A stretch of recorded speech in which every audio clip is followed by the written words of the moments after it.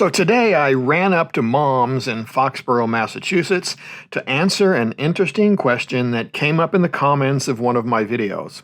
Why would anyone choose to travel or tour on an adventure bike when they could have one of these rolling living rooms?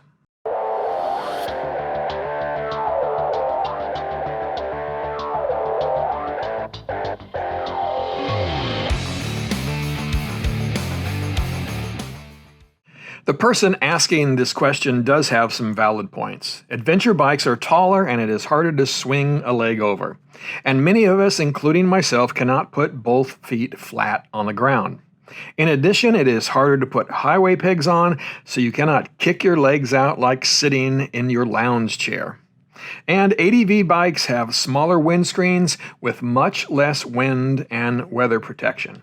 So why would you choose this style of bike to sit on for hundreds of miles each day?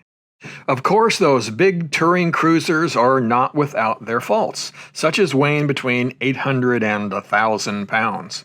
The weight makes these big bikes a handful at slow speeds, and that is why you will see many riders getting those outriggers down before coming to a complete stop and duck walking in parking lots.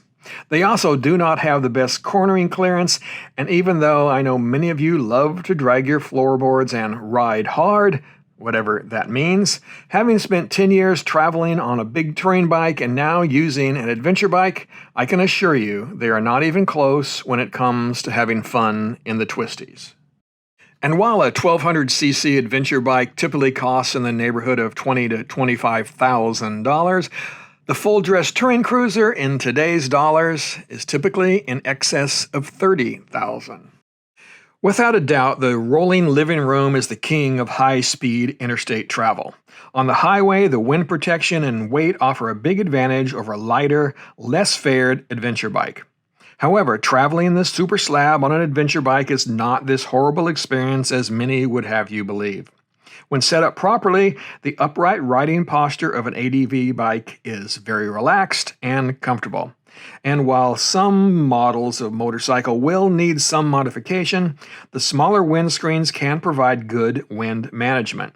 My Triumph Tiger works very well, but my older Yamaha Super Tenere required some upgrades. On the other hand, if you are not spending a lot of time on the highway, then the adventure touring bike is a much better backroad bomber, not to mention the occasional dirt road. And there are a few tricks you can use as an older guy to make the taller bike a bit easier to handle. First, don't try to swing your leg over. Be smart and use the foot peg.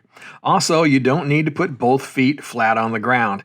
This is just a fallacy that is generated by having a 900-pound bike. With a lighter, better balanced bike, you can easily stop and hold yourself up with one leg.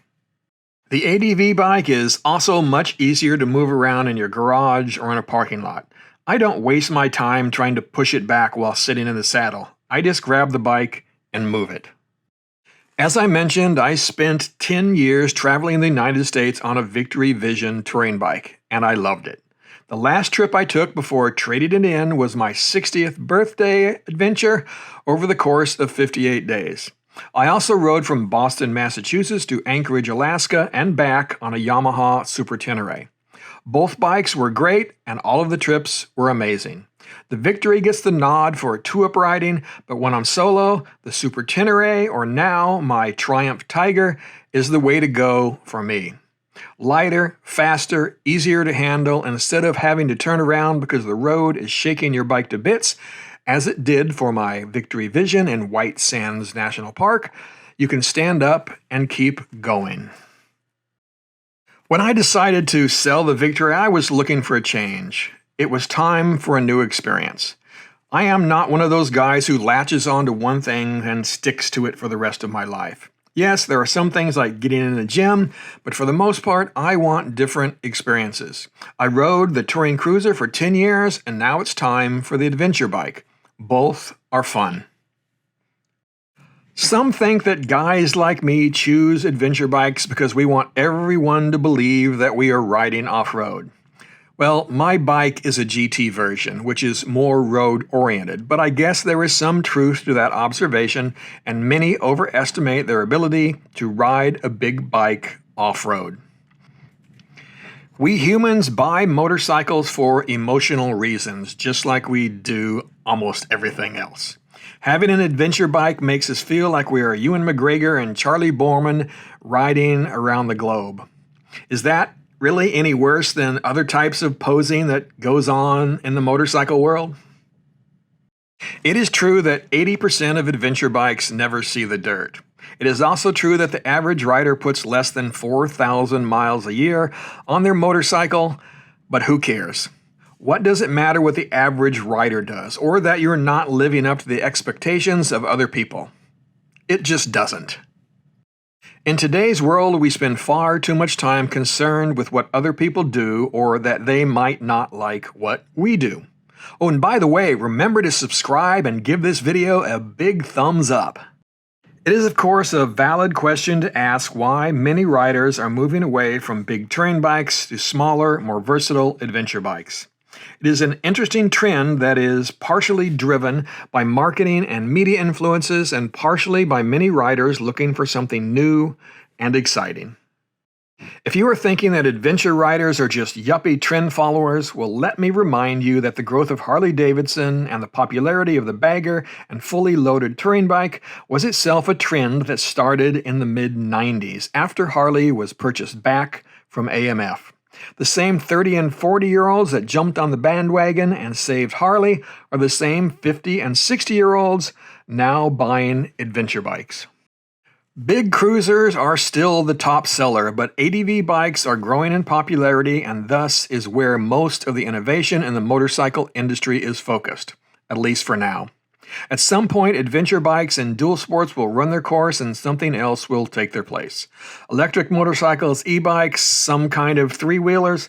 Who knows? We will just have to wait and see what the younger generations choose to adopt. That is, if the motorcycle industry can survive the coming demographic shift as we boomers die off. Sorry, but it is going to happen. All of this discussion about buying $20,000 or $30,000 touring bikes is truly a first world problem. Here in the United States and Canada, we are fortunate to live in countries that allow us the freedom to choose and provide us with the financial security to even ponder the question, cruiser or ADV. Some of us, well, we even have one of each. Ultimately, it does not matter which style of bike you choose to travel on. What is important is that you are out experiencing the world and expanding your horizons. On-road, off-road, highways, or backroads, cruiser, or ADV, just get out there and do what you enjoy and be happy for others who might be doing it a little differently. Ride safe, my friends, and keep squeezing your lemon.